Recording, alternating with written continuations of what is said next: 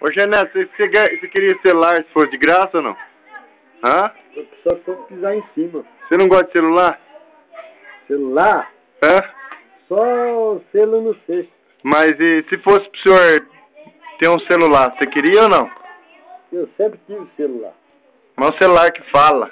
Ah, celular? Pra que serve isso aqui, tio? Veio pra enfiar no rabo. Mas você não gosta disso aqui não? Nem pra ligar pras mulheres? Isso é coisa de tonto, isso é dinheiro jogado fora. Por quê? Gente que não tem dinheiro pra saber gastar dinheiro, gastar com as porcarias dessas. Oh, mas isso aqui é bom, o mundo moderno, ele precisa disso. Não.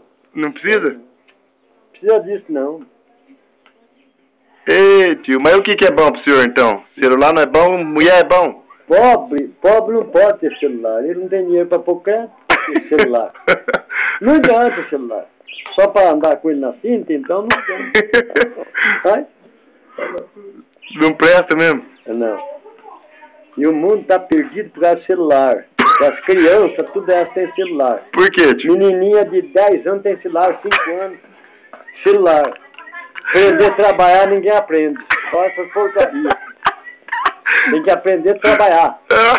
Não o celular. Celular é bom demais. Os pais é tudo fraco da cabeça comprar celular e deixar a mulher com celular.